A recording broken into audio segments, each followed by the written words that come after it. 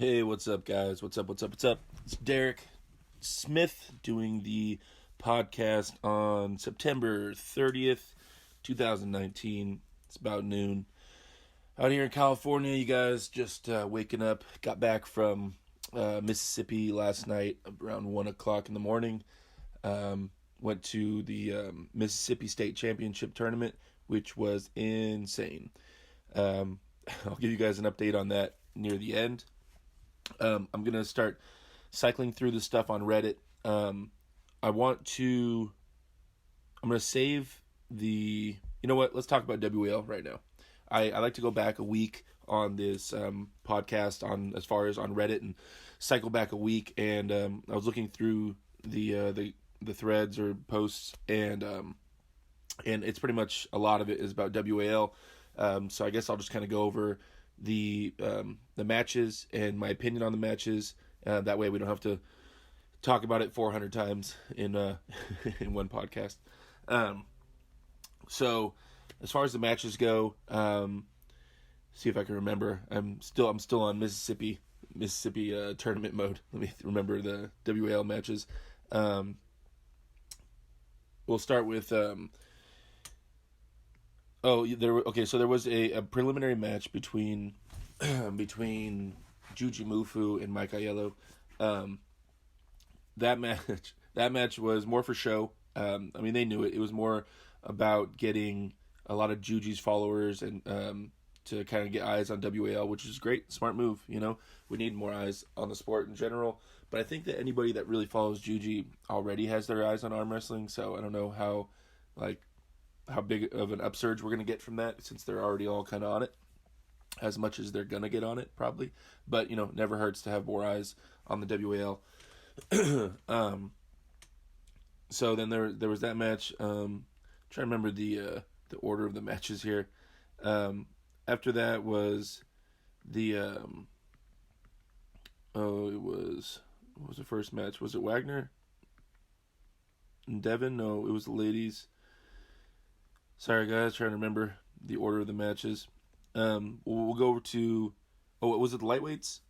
Okay, that's where we're gonna start. We'll start the lightweights. It was Sam Harris and Tony Kotowski. Tony didn't make weight, which is rough. Not coming from experience, because I'm a big dude. I've never cut weight before, but not being able to make weight and then having a match for a hammer, in my opinion, is it's put Sam in a weird spot for sure. He made sure he was at the correct weight. Tony wasn't able to, for whatever reasons. And then they have the match, right? So now it's not for a hammer, and Tony's arm wrestling somebody and Sam's arm wrestling somebody out of his weight class. So Sam loses, Tony, celebrates, and I guess, you get a win, you should celebrate that. But, if you didn't make the same cut and get to where you need to be, you were two separate weight classes, right? So, congratulations on Tony for beating Sam. Ever beating Sam is an amazing thing. But, at the time, you guys were in separate weight classes, according to the rules, so, I don't know, it kind of sucks, because it watered it down, and we'd like to see them both at the same exact weight, really battling it out. But, either way, I had picked Sam to win that, but, yeah. Sam, still an amazing arm wrestler, still has the hammer. Excited to see who comes at him next year for the lightweight hammer. There's a lot of guys in contention. So many guys that are amazing at that weight, especially, if they let Justin drop back down or Giannis, and there's people that can come around and try to give him a run. So excited to see who jumps into that and where that goes. And we still have Jeff Hale and Jamie Sheldon, and you have a bunch of people that are still contenders always to get in there. So excited to see, and then excited to see Tony make weight and see what he does. After that, we go to let's see.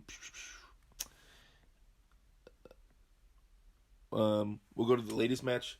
So Sarah Bachman and Gabby Vasconcelos. I always mess up that last name. The match was awesome. I had picked Gabby ahead of time.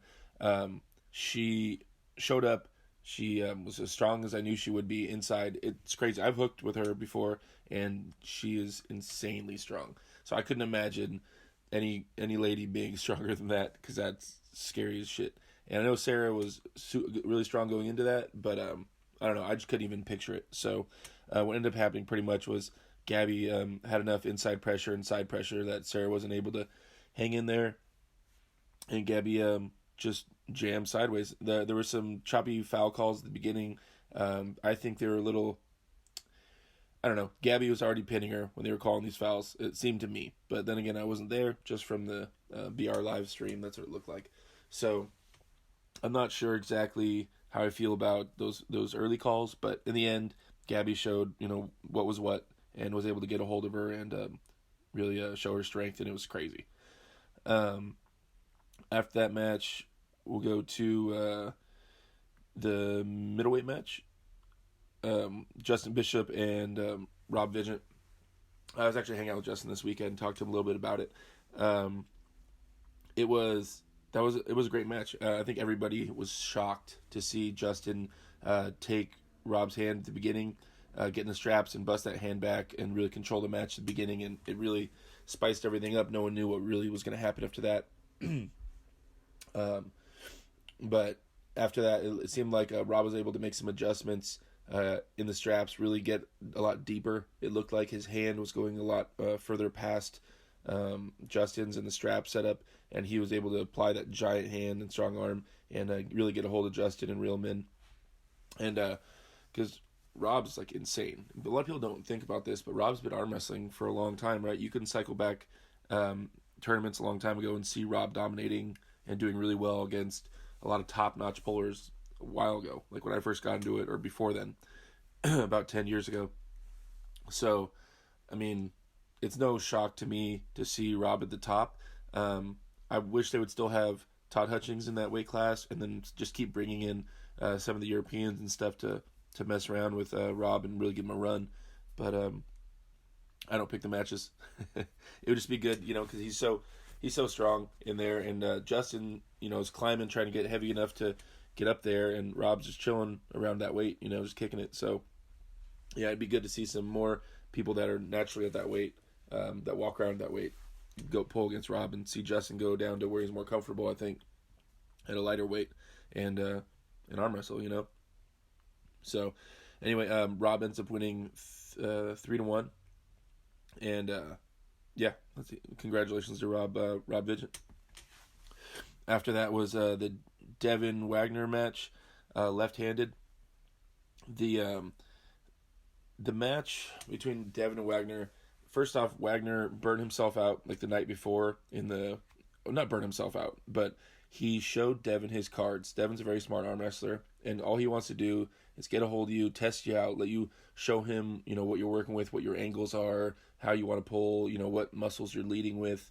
And so Wagner kind of bit into that. Wagner was seemed to be so excited and hyped to be at WAL and everything that and he's so competitive. It seems like that when Devin gets a hold of you and starts pulling on your arm, it makes you want to fight back. Well, you shouldn't do that.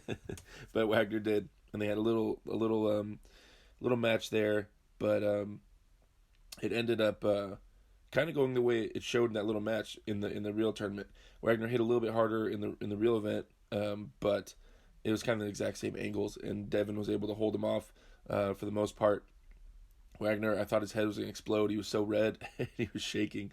But Devin was able to hold him on his bicep actually really well on a hook. And Wagner just couldn't get behind it enough to really apply the pressure and get over the table enough. I think he was almost on his tippy toes at some point trying to press down. I'd almost say get that man a riser so he can get on top of his arm. Or they've been talking about making the pads go further forward. I think that would be a great idea. I think that in order to apply down pressure and get over your arm to really fight the King's move and stuff like that, if you're going to make the pad longer in the back, you should make it longer in the forward and in the front, so that way people can go forward and get over their arms more and apply more inside pressure. Or don't make the pad longer in the back and just keep it all even. But yeah, you can't give more people room to run away and not room to go forward as well. It's giving advantages to people that pull backwards. with their elbow. I mean, you know. So Devin ended up winning that. Was it 3-1? Wagner got one press in there, but in general, Devin was controlling the match on his bicep. Wagner's super strong dude though, for sure. After that was the Jerry match, right? Jerry and Michael Todd. Am I missing one? There was 5 matches. It was lightweight, the ladies, Devin, middleweight. Oh yeah, okay. Then Jerry and Michael Todd, the match everybody's talking about. Well, okay. So the series ended up being 3-1. Michael Todd won. The matches were as long as we thought they were going to be. Jerry was doing the exact move that he always does, pressing over, flop wrist pressing over the table. Michael was in a strange new move. Not strange, and not really actually that new. It was more, it's not his traditional King's move. The old Michael Todd used to sit in that like a similar move that he did here when he was transitioning into a press, where he would post really high and try to get his shoulder behind it. So he was holding in a move that I feel was taxing his elbow, or it looked like it was taxing his elbow pretty heavily. And so there's a big side pressure battle going on there. I think Michael needs, in order to transition to his press, which is what he's looking for most of the time. Normally he bleeds people out, transitions to the press, and presses people. Well, the fact that he was fighting with Jerry during like the whole match, side pressure with his new move, because normally in a King's move, you don't apply as much side pressure, right? It's not as hard as on your elbow. This one looked like he was standing up taller, and he was trying to lunge sideways to keep Jerry from pinning him, and there was a lot of wear and tear on his elbow there, and a lot of side pressure going on. But Jerry's positioning is like side pressure monster, right? Since the press and he's all the way over his arm, side pressuring through that is insane. So by the time Michael was really ready to start applying side pressure to try to be more offensive, it looked like he was kind of gassed as far as the side pressure goes.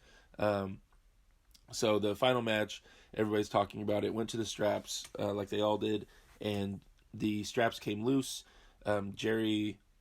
Jerry's finger was barely touching Michael's hand. Jerry decided that he wanted to get a restart. I think the fouls were 2-2 or 2-1? Either way, Jerry only had one more foul to give, and he tried to get a restart. Although the strap had failed, they were still in contact. With their hands were still in contact, so Jerry lifted his elbow up. Michael kept his elbow down and kept pulling, like the ref had told him the round before. And so Jerry didn't get the restart. They ended up fouling him out, which is a horrible way to have to win. Everybody really wanted to see a pin. I know that for a fact. I want to see it. I think even Jerry and Michael, I think, would have rather battled it out. But the rules are the rules. You know, if you lift up your elbow and you're not willing to arm wrestle, then that's it. That wasn't an option. Lifting up your elbow was not an option at that point. People are saying that Bart should have stepped in when the strap started malfunctioning, but the strap hadn't all the way malfunctioned yet because they were still in contact. Their hands were. It was ugly, super ugly, but it's a fact that the strap was still holding on until they become disconnected. So Bart was waiting. He didn't step in. The only real mistake that was made at that point was Jerry lifted his elbow, and it wasn't disconnected yet. So Michael Todd won per the rules. After that, I understand WAL wants matches. They want entertainment. They want people to win on pins and not on fouls. That's what the whole crowd wants. That's what everybody wants to see. But you can't completely disregard the rules and just give a win to Jerry or get a restart to Jerry just because, And it almost went that way. And I understand Michael Todd's frustration as far as you worked really hard and you got to the top, and then your opponent tried to get a restart and it wasn't within the rules, and so you were almost potentially gonna lose over someone overseeing an oversight of the rules. See, that doesn't make any sense, right? I would be pissed too. I'd be like, no, I won. Wait, what? So I get it. Like, why would you risk it all again? You just won. Why sit there? But people handle these type of situations differently. So a lot of people are giving flack to Michael Todd about him storming around or calling him a baby or whatever it is. Now that's to each individual. They handle those situations differently. There's a lot of hype going on, a lot of intensity, and he did what he did. I'm sure he was caught up in the moment. Give me my hammer. I'm going home. Like, this match is done. It's not going on again. I won. And so I get that. But everybody handles those type of situations differently. So I can't say, in that moment, if I'm that hyped up and that much build up to a match and everybody's screaming, and I don't know how I'd handle it. I'm sure nobody out there really knows how they'd handle it unless you're in that. So I don't know. I mean, he did what he did, and I wish we could have seen a pin, but in the end, Michael Todd was right. He did win according to the rules, and so he should retain the hammer by all means. Jerry was a monster, super strong dude. The wars leading up to that final round were awesome. I was really lucky to see him. I think we all were. And Michael didn't even get into his traditional King's move. I thought it was going to be just a replay of the last time they met up, but this one was a little bit different. Jerry is a monster inside, though. It's crazy. So that's a wrap up as far as the WAL 506. And my thoughts on it. I don't want to sit on that too much. I know that's what most of these posts are going to be about. So I just wanted to get that over with early and start moving forward. All right, guys. So now we're going to be on the Reddit stuff. We're going to go back 7 days. And I'm just going to pass over the WAL stuff, guys, because like I said, I just went over it. So, gotta scroll way back. All right, there we go. All right, 7 days. One video posted by Artem, Travis talking about Michael Todd, called him unhappy and all this stuff. Travis definitely has his own way of saying things and his own opinions.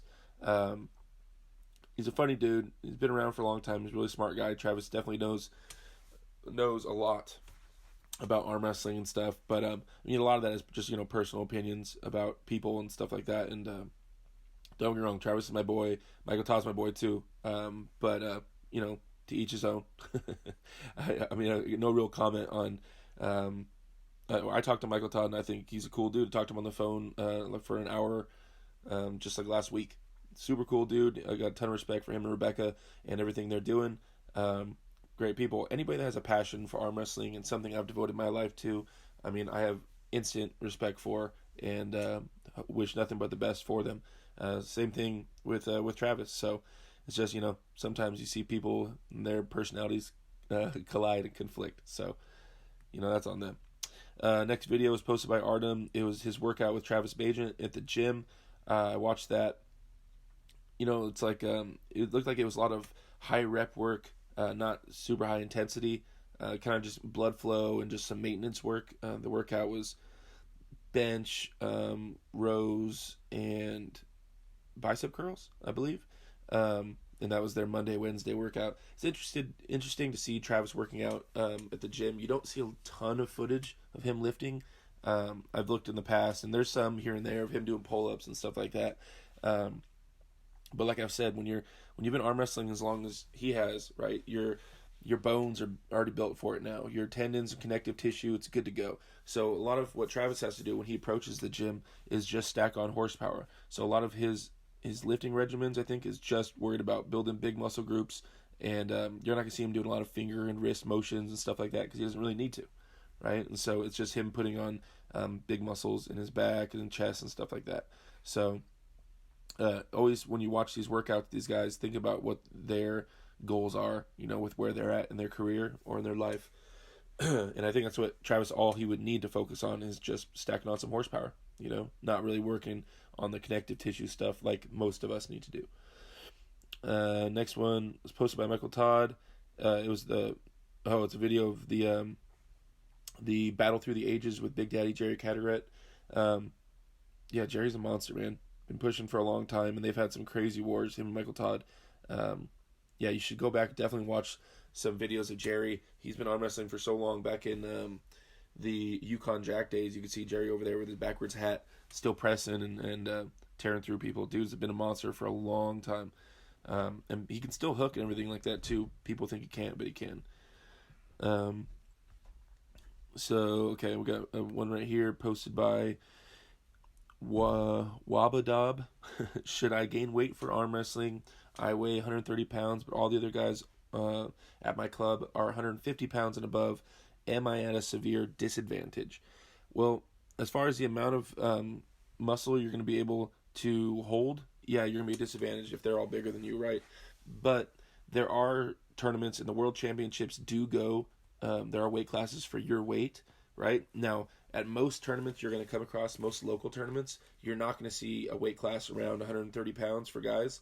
Um, I'm not sure exactly where you live, but in the States out here, the smaller the tournament, the fewer the weight classes, right? So you'll generally find like a 0 to 175 weight class. Well, obviously, if you're weighing 130 pounds and everybody else is at 175 pounds, you're going to be at a big disadvantage.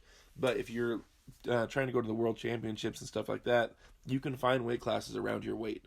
So I would say training with guys that are heavier than you, not getting too prideful as far as in practice and stuff, and just getting worked out and getting stronger at that weight.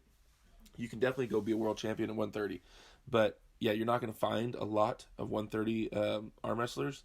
So I know. I guess it depends on your goals in the sport. You know, it's going to be rough. It's going to be a rough ride for you as far as in the local tournaments. But when you get to the world championships and you find guys at your weight, if you've been training with nothing but heavier dudes, and you've really let them like pull through you, and you've got nothing crazy strong at 130 pounds, then when you go against guys your weight, you're going to feel like a monster, right? So, I mean, you might be a disadvantage when arm wrestling heavier guys, especially if they know what they're doing. At an amateur level, though, you know, there's so many tricks that can help you. But when you get up there into the pro levels, then you're definitely going to want to focus on tournaments where you can go against people at your weight.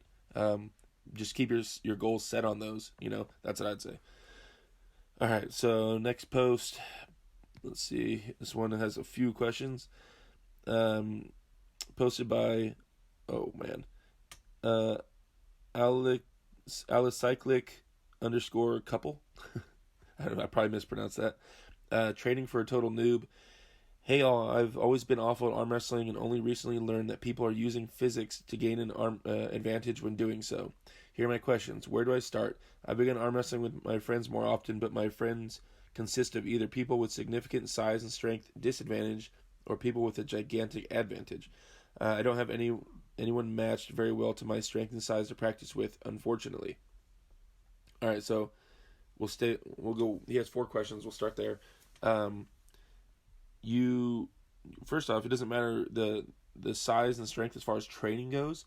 That's you need to get a hold of different arms and different hand sizes and different angles and different vectors and all this stuff that they're hitting into. So I would say like the fact that you have an advantage on some people, those are the people that you learn technique, you work on your technique better with. When trying to master techniques in arm wrestling, I find that it's always better to arm wrestle with people that are weaker than you. Not talking about like crazy weaker than you, like me arm wrestling my daughter. I'm talking about like people that are a little bit weaker than you, where you're not red bar. When you can't think and your eyes are squinting, you're biting your teeth, you know, as hard as you can. Then you're not able to think critically, right? So when you arm wrestle someone a little weaker than you, you know, 75, so you have to give your 75%, then you're able to apply, I think, different techniques and really think more clearly. So when trying to learn how to arm wrestling people that are weaker than you makes you smarter. Arm wrestling people stronger than you makes you stronger, right? So when you're going to go against these bigger guys or anybody that's able to pull you out of your strength, that's going to tear up your muscles. That's going to make you stronger, right? Being able to get your arm pulled through will help you grow physically. So each person has their place in your career as far as helping you grow. They can each give you different things as far as what can help you grow. Second question. I'm short, 5'7". How does someone my height go up against someone taller? Are there any tricks you like to use on taller opponents? Well, I'm 6'8", so there's not too many taller opponents. There are some guys with longer arms than me though. But when going against someone taller than you, first off, you can get your arm at an angle that's straight up while they have to lower their angle to you because their arm is longer. So that's one. So what you want to do is you got to think of it like when you're trying to break a tree branch, right? If you're trying to break a tree branch off a tree, then you would want to go out towards the very end of the tree branch and hang on it, right? Well, think about someone with a long arm like that. Their tree branch is super long, so you want to go out to the end of their hand and pull it down and separate their hand their arm from their shoulder, right? So to your first motions need to be down and back. You need to pull people, tall people away from themselves and separate them. Then they're way more easy to deal with. Okay, so don't worry. The height doesn't give them an advantage.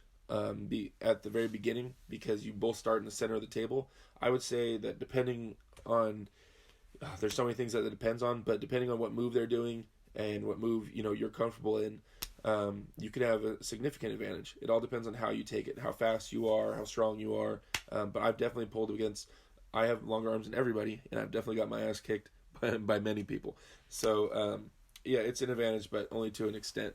But there's also people with short arms have an advantage as well. They can get a lot tighter than tall guys can. I can only pull my elbow back so far, and when I pull my elbow all the way to the back of my pad, my hand still is over your elbow pad. So it's an advantage sometimes, but not so much in other times. So separate them is my answer for that one. Number 3, I've begun working my forearms out even harder, but what are the best exercises for gaining arm wrestling strength? Arm wrestling on the table is the best way to get stronger at arm wrestling. It's the simplest way. You can go to a gym and you can recreate the 15 different motions it takes to get strong at arm wrestling, or you can just go arm wrestle against guys that are stronger than you, and really pay attention to what angles you're in and make sure you work all your angles out, and then you'll become a monster. Like, that is very possible, and that's a very applicable thing to do. So the best exercises for gaining arm wrestling strength would be arm wrestling for sure. It's just you have to make sure that your practices are efficient and that you're checking everything off the list as far as muscles you want to hit at practice and that you want to work out, right? A lot of people go into practice and they get blind and they start just banging into each other and they're not very productive. They didn't hit their cupping, or they didn't hit their rising, or they didn't hit their pronation very hard this practice. So as long as you stay focused on what you need to work on at practice, when you get especially when you get a hold of those stronger guys, have them work you out in certain angles. So if you want to focus on your cupping, cup down really hard and then tell them, okay, go, and then have them roll you out and hit your cupping really hard, and that'll tear your cupping open, right? So yeah, easily best exercise for gaining arm wrestling strength is arm wrestling. And number 4, any other tips and tricks you would recommend? Do you train those tricks only by arm wrestling, or is there a way to train those in solitude as well?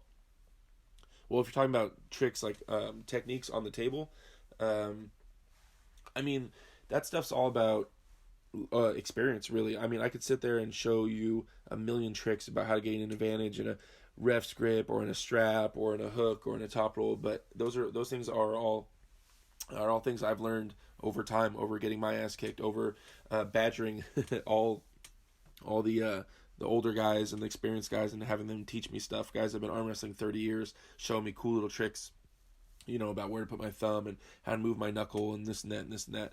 So it's just asking a lot of questions. That's just something. Those are your little tools you gain in your toolbox as time goes on, that help amplify your strength. But in the end, you have to be strong. In the end, you have to be strong in general arm wrestling motions, and those other things just help a little bit, right? They're not huge game changers, not at the top level. All right. So, moving on to the next one. GQ Carnage. I was trying to find an organization near Augusta, Georgia. Man, that's where, I don't know where they live, but I know in Georgia is Paul Passmore, Ron Bath, all those guys are out there, man. If you could find their team, yeah, that would be awesome, man. That's a way to become one of the best in the world right there. Okay, next one, posted by, I cannot pronounce this name, XIAO 12. Can do plenty of reps but still feel heavy. When to increase weight? I'm doing some arm wrestling type exercises like pronation and supination with weights.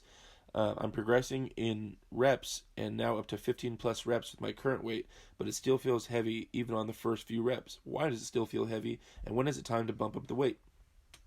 Okay, so you're talking about dealing with your forearms, right? With things that are very tendon heavy, ligament heavy, connective tissue. Anything from your tip of your elbow to the tip of your fingers takes a long time to grow. It is not fast. It's not easy to get stronger at that type of stuff. Building endurance in those is not as difficult, but building general strength takes a long time. So I know you said you've been doing it for a little bit, but it's going to take you a long time to see significant gains as far as in your hand and wrist. That is not a fast place to get stronger at. So that's why it's so important to stay consistent and keep time under tension as far as building up your ligaments and your tendons. You need to be holding weight and doing these things all the time. That's why I'm a big advocate of hitting your hands and wrists every day. Every single day, every workout, I do about an hour to hour and a half of hands and wrists, and then we arm wrestle at the end of the week. Not only to have endurance, but like I said, it just takes time to build up your pronation and supination and all those things. And their pronation is honestly one of the most important, if not, yeah, it's definitely the top 3 most important pressures in arm wrestling. He who can pronate harder can sap it. Pronation takes away people's strength, right? It doesn't amplify. I don't think it amplifies your ability to apply strength. Pronation takes away their ability to apply their strength, right? So it's super important, and it's something you have to work consistently and you get started ASAP. That's what I tell all new guys when they come to my practice is they always want to ask, what do I do when I go home after this first practice? And I say, well, start hitting pronation like right now. Start hitting your hands and wrists ASAP because they take so long to catch up. Right, your chest and your back and all that stuff are big muscle groups. They grow a lot faster, but your forearms take forever. They're kind of like your abs or your calves. You can hit them every day and they recover really fast.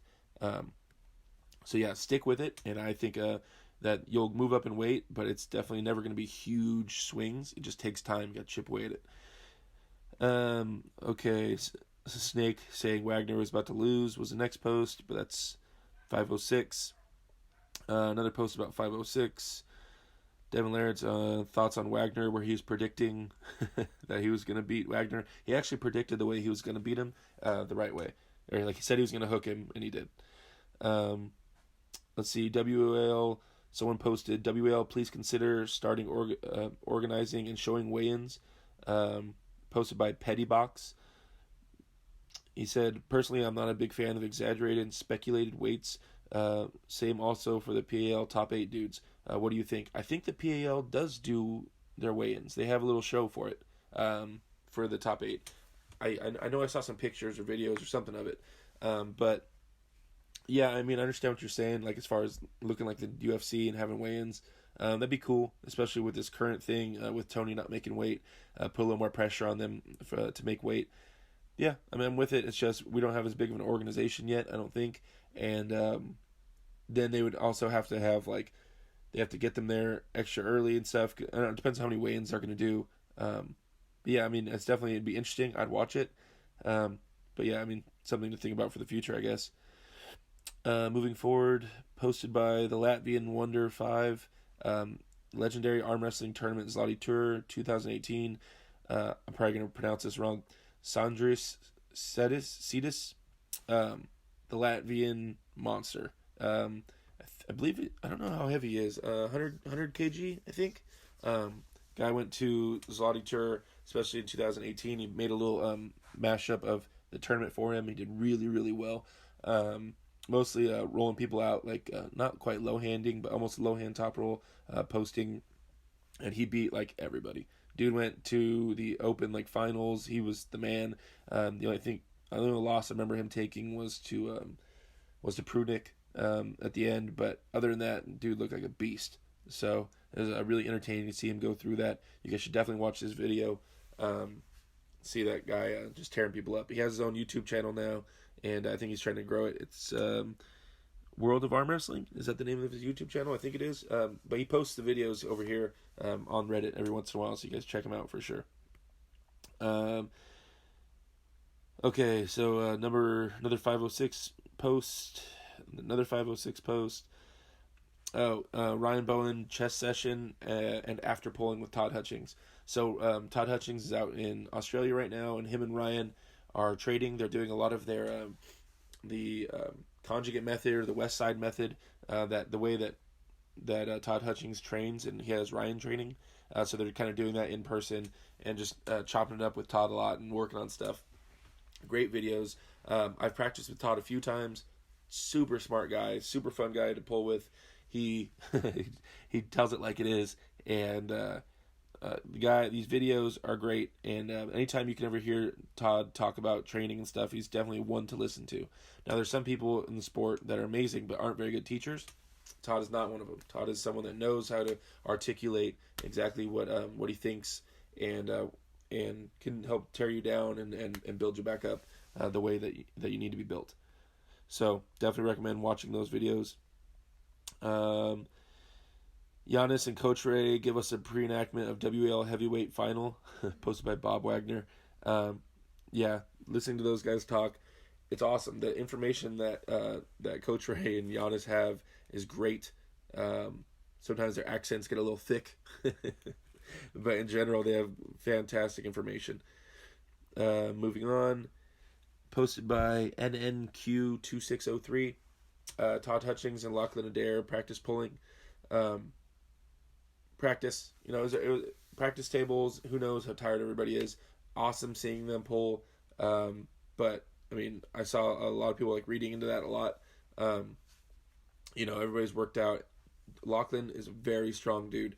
I saw him hang a lot of people up when he was out here in Australia. I mean, out here in Arizona. He's from Australia, sorry. And dude definitely has a horsepower. I'm really excited to see where he goes with it all and to watch him apply himself. Seeing him hook with Todd was great, and especially left-handed, he looked like a monster. But practice is practice, so it's kind of, I don't like to read into practice pulling or after pulling and stuff too much. It's just because it's too watered down. There's too many excuses there. You know what I mean? So it's good to see them pulling though. Oh, and in those videos, they are pulling with my buddy Leo Landeros' straps. That bright pink strap they're using, my buddy on my team, he makes those and sells those. If you guys ever get interested in getting some of those straps, let me know. I'll help get rid of those things for him. Okay, moving on. Oh, is the arm break video between Wagner and Michael Todd. That's gross. I hate watching arm breaks. I've seen it too many times in person, and watching videos of it doesn't help me. Doesn't do anything. It's like a NASCAR driver watching crash videos. Like, why? Why would you want to watch that all the time and get that in your head? That's crazy. So, Michael Todd broke his arm against Wagner Bortolato a while ago, and it was gross. But Michael pushed forward and he kept pulling. A lot of people when they break their arms quit, but champions persist. Next post after that. Which arm wrestlers, according to you, is not juicing, not even TRT? Posted by MHTKMRAUG. I can't even try to pronounce that.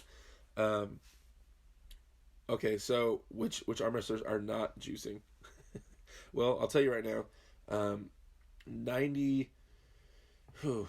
95% of amateur arm wrestlers are not juicing, in my experiences. And these are all just guesses, man. You never know for sure. But I'm saying that there's no reason for amateur arm wrestlers to take steroids or anything like that. Then in the pro classes, as people get more into the sport, they take it a little more serious and stuff, and then they start looking for ways to gain an edge, or they start looking into their body and looking at their testosterone levels and like stuff like that to make sure that they're on an even playing field. So, who's not on juicing or TRT? I mean, I'm not going to speculate at like who is on it, but I know as you get more serious in the sport and you go higher up in different levels, that more people are on it. So, yeah. Cheap way to get an arm wrestling table, posted by Toop Karcher. He said, "Hey y'all, I want to start an arm wrestling group at my university. I'll obviously need a table, and I don't think I'll get much help. Tables online seem very expensive. Anyone know how to get one economically? Maybe even build?" There's definitely the dimensions for an arm wrestling table are posted on Google. Just search arm wrestling table dimensions, and there'll be an image that shows the dimensions. Okay, so you can find the dimensions. All you have to do is go down to a local, Home Depot or some kind of hardware store, buy, the right size pipes and 2x4s and plywood, and you can build yourself a table. I've seen it a million times. Now, is it going to be the best table in the world? No, but it also gives you an appreciation for tables and how they're built and how much they cost, right? So I know you can build a table for less than $100, or you can order a Mazurenko table, and I think they get up almost around $1,000. So it's always somewhere between there. There's a lot of different tables to get from. There's, Combat Arms Sports tables. There's Frank Hurst tables. There's Assassin Arms Sports table. I think he has tables. There's a million different people that make tables. The cheapest I've seen is someone posted one. They were $350 tables plus shipping on the internet. But yeah, building one yourself is definitely going to be the cheapest way if you have time and the know-how to build that. But yeah, man, just look up the dimensions and go for it. Trial and error. Moving on to the next one. That's WL 506. Betting sites. Okay, here's the next one posted by Lofim Forms. Betting sites. Anyone know of any online betting sites that will take bets on WL 506? Can't seem to find any online. I'm from the UK, so preferably one accessible from here. I know this is almost like 506 question, but betting sites, man, it's super interesting. Arm wrestling betting, I'm down. I hope that arm wrestling betting site gets up there or someone allows for it. I know I'd be all over that. I know a lot of people that would be. There's definitely some behind the scenes wagers that go on on arm wrestling, which makes it kind of fun. But yeah, if anybody finds anything about that betting sites for arm wrestling, let me know because I have never seen them. Okay, so 506 questions. Okay, so it's posted by the Maestro 27. Juji Mufu. Anyone else think the WL might be using Juji Mufu a little for his fame? He's already mentioned that arm wrestling isn't his main focus, and people keep asking and keep throwing him in the spotlight. Maybe I'm wrong. Either way, I love Juji and Tom, both awesome dudes. I think Juji has a lot of things going on right now because he's still doing the gymnastics, still doing. His his YouTube channels are him doing an insane amount of things. Him and Tom going everywhere and doing all types of wild stuff. So I think arm wrestling is just one of their many hobbies, which is awesome. I'm really glad it is one of their hobbies. But I don't think Juji is going to focus anytime soon 100% on arm wrestling. Because it tears him down, and I don't think it allows him to really train and focus on other things. When you arm wrestle, and especially if you want to go to any significant level, you arm wrestle. Like, it takes up your life because you have to destroy your arms for it. I don't see Juji ever becoming 100% arm wrestler while he's still doing all this other stuff for YouTube. Maybe when he gets bored one day, he'll switch 100% to arm wrestling. But I think he needs to keep his videos and his channel open with a lot of different content. So him and Tom have him doing a bunch of different things, I think. So, but I hope Tom gets it more into arm wrestling. Tom, I want to show you more stuff. We need to work out together. All right, moving forward, another 506. Dude, you guys, there was so many 506 posts on here. Neil interviews Michael Todd after that. That was an interesting interview after the matches. Okay, one posted by Richard Dance 4 days ago posted him, WAL 506 got us jacked up. Not many people get to fight their bosses. Of course I lost. Ethan is way too strong. So it's a video of Richard here arm wrestling against his boss from work. I watched that. Richard, first off, breathe when you're arm wrestling. Stop talking in the middle of a match. Stay safe. Arm wrestling in a house like this kind of scares me. You guys don't go sideways, start pulling backwards. But stay tight. Stop separating. Keep your elbow further forward on the pad and post your arm tall. You're dragging your elbow back way too early, which is allowing your bicep to get opened up. So, I think you got this, man. Keep focusing. I'm so excited seeing you on your new Combat Arms Sports table and you posting these updates. I like seeing this stuff on Reddit, man. Okay, moving forward. 506.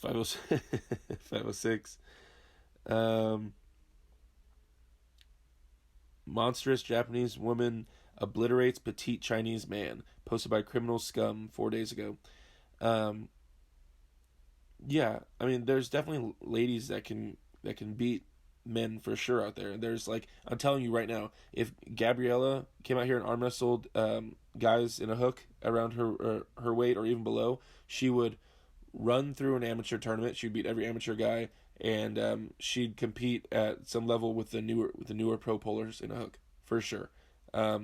yeah, if you guys, there's definitely women at a certain level that can be just as strong as dudes and compete heavily. It's not very common and it takes a lot of work, but it's definitely doable. So it's not a shocker to me that women are able to obliterate petite Chinese men.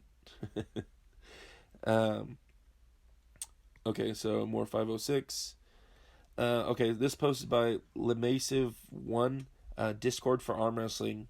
Um, I I don't know what this is. I tried looking into this. I don't know what Discord is. It looks like another media platform to talk about arm wrestling, which sounds awesome.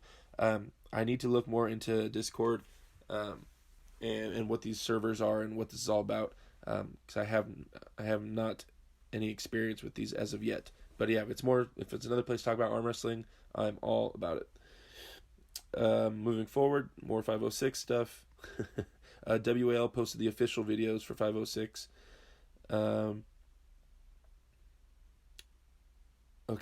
Posted by Celtics73 _ Ali.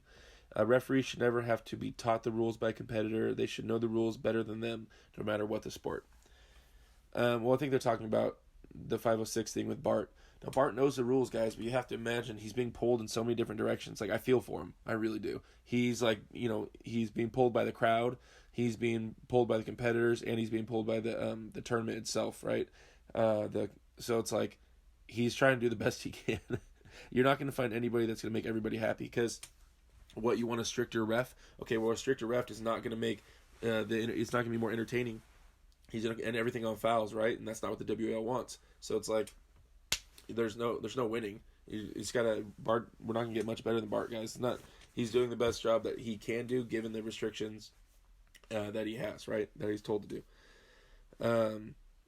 Oh man, here's a post by Afro Mucklube. Michael Todd is a disgrace to the sport, my opinion. It's about 506, but whatever.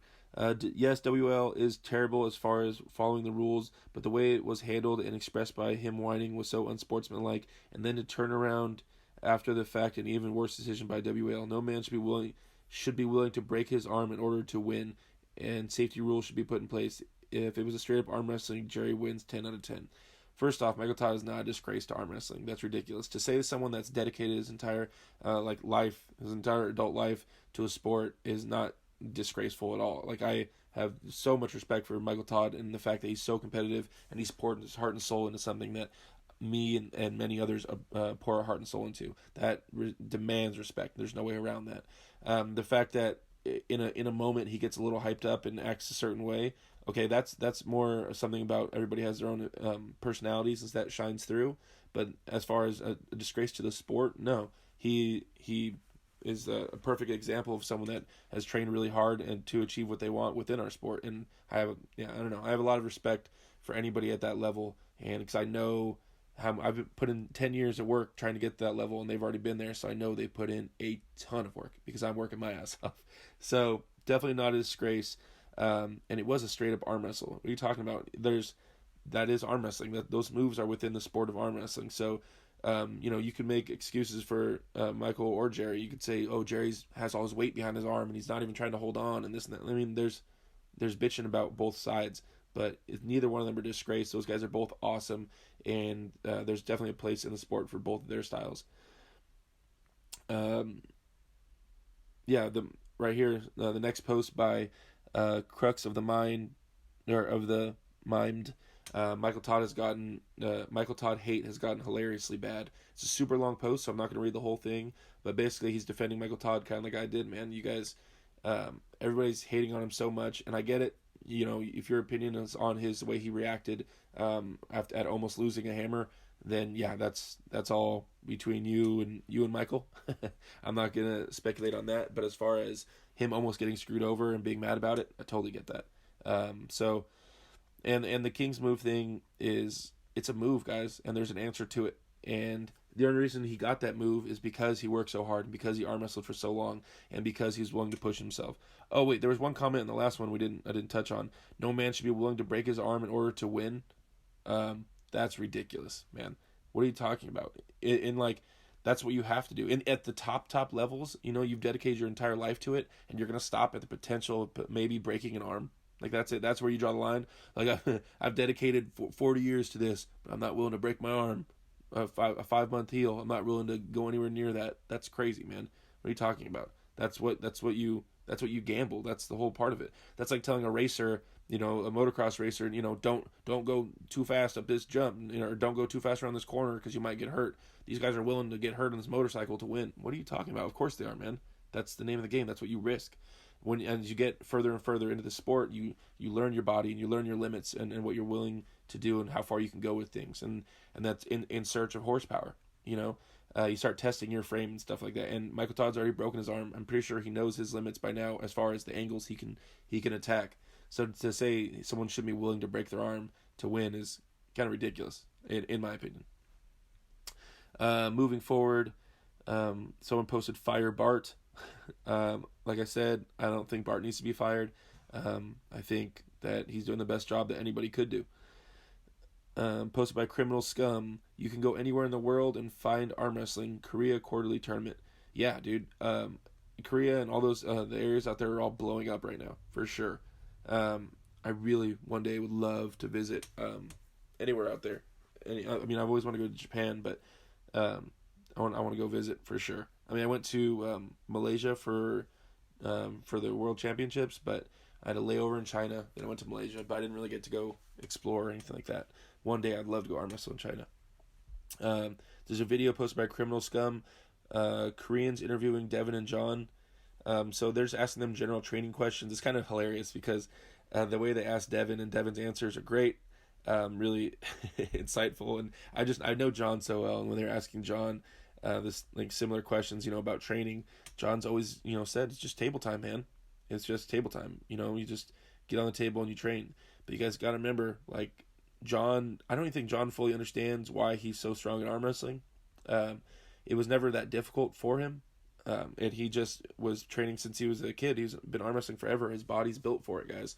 And so when asking someone who's just born an arm wrestler, like, how to arm wrestle and stuff, it's just, it's just second nature to him. And he just has to brush up on the table, and that's it, because his body's already built for it. So similar to Travis, you just have to put on some horsepower, and he likes to do it via the table, and then that's it, and then go apply yourself, because everything's already built in. Now, if you're trying to arm wrestle when you're older, we're trying to build all that stuff that he had since he was, a child, right? And so that's the difference. Next video by Ryan Bowen, WAL bracketing explained the code has been cracked. I did not watch this video yet. Him and Todd look like they're being fools. I'll have to go watch that one later. Ryan, you come out with a lot of videos, man. It's awesome. Okay, so here's a question posted by XYRUN. Arm wrestling injury question. I wasn't sure where else to post this, and I thought it'd be the best place. All right, and I thought this would be the place. I was arm wrestling with a friend and going pretty hard. I was going for a hook, and as I started moving to the edge of the table, I felt a pop in the top right of my neck. Since then, I had pretty constant pain in my neck, causing headaches, but slowly getting better. I just wanted to get some thoughts on more experienced people on the subject. I do assume that it's just a muscle strain, but wasn't sure if it would make sense. Thank you very much. Okay, so first off, I'm not a doctor, and my opinion is not a professional opinion whatsoever. I have seen a lot of people injure their necks. A lot of times in your arm wrestling session, you're getting tight. You're straining your traps and your neck a lot. Actually, Herman Stevens always hurts his neck. He just hurt his neck this week. As long as I've known that guy, he pulls and he tenses up his traps so much that he strains his neck a lot. I've done that a few times. When you're tensed up, everything, you're tensing up your shoulder and your traps, and you're tightening everything up. You straining something in your neck is very common. I wouldn't read too much into it, but at the same time, any kind of neck injury sounds insane. You should go get that checked out. Definitely wouldn't mess with anything with my neck. That thing is connected to everything. So I will definitely say go get that checked out for sure. Don't just chill unless you know your body and you know what it is. But I'm saying I've hurt my neck and it was just a strain. I know a lot of people do strain their necks. But yeah, man, that's a dicey injury. Next posted by Ion No. Bart and Devin have such a friendly relationship. It's a video of Bart yelling at Devin and telling him to close his fucking hand. Yeah, Bart gets into the matches. um, Next post. Is Michael Todd's shoulder fine here? Would it be acceptable according to European rules and leagues? Posted by MHTKMRAUG. I can't pronounce that name. It's just a picture of Michael Todd with his shoulder above the elbow pad. Then yeah, the rules are fine. After that was a video posted by the same guy, John Brzenk versus Denis Saplenkov, 2009. This is the one where John was beating Denis. Denis was just coming onto the scene and was like all the hype in Russia, and John went over there and hooked with him and kind of beat him in all areas of the table. Now, obviously, John was already getting older there, and Denis was just coming up as a young lad, and so after that, Denis was able to start beating up on everybody, but John was able to beat him at this time, and people were giving all these like, oh, but now John wouldn't beat him, and Denis wasn't as strong as he ever was. Okay, that has nothing to do with that day. That day, John Brzenk was a lot stronger than Denis Saplenkov in 2009. Okay, so that is what it is. I mean, don't try to take away from what John has done or what he would do, or people saying John wouldn't touch the best John wouldn't touch the best guys now. You don't know that. First off, it's all guesses, it's all styles and matchups and stuff like that.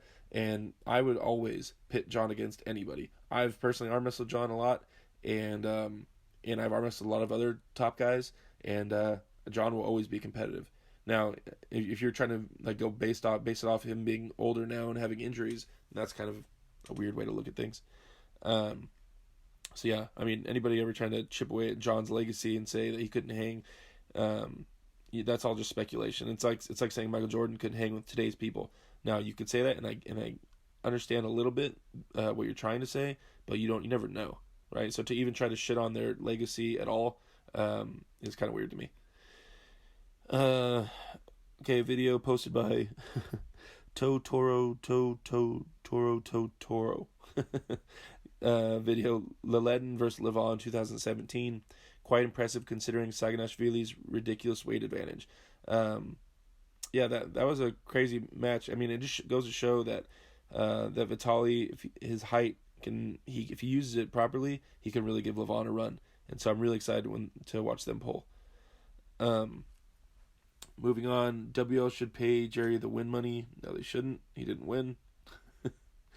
Then there's video posted by Snake86. Devin and John on 506. It's over in April. So Devin and Todd for 601. Those guys are goofy. I love listening to John Milne and Devin talk about arm wrestling and the matches coming up. There's always so many little Easter eggs in there and things they're trying to say.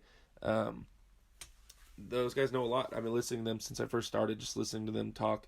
And they definitely have a lot to offer the world, and they know a lot about arm wrestling. So definitely recommend YouTube subscribing to Devin's channel, of course. Mostly everybody already is. But scroll back, listen to the old videos. They give out a lot of information there. And John Milne's a really smart arm wrestler as well. Doesn't really get out arm wrestling too much anymore, though. I don't see him. Okay, so moving forward, building my own do-it-yourself wrist and hand strengthening tools for bag work. He says, this is from Paracordist, posted 17 hours ago. Let me see here. I'm new to Reddit, and this group became an arm wrestling fan this last summer while searching web for wrist and hand strengthening ideas. Former amateur boxer in the 1990s, I'm a good teacher and used to assist with teaching punching mechanics to new boxers. I always believed power transfer from people mechanics was inhibited by weak wrist and hand strength, not to mention increased likelihood of injury. I also thought I'd share some of the do-it-yourself implements I'm making to get strong again. All are based on things I've seen in arm wrestling and grip boards. This first is a wrist roller. Many people use with lightweight and high reps, often with arms outstretched for endurance. I'm looking to increment weights and build strength, so 5 to 8 reps and higher weights are my thing. For this reason, I want to isolate the movement and take the shoulders weightlifting out of it. Here's what I came up with after seeing something similar. Okay, so welcome to arm wrestling and to this Reddit group, man.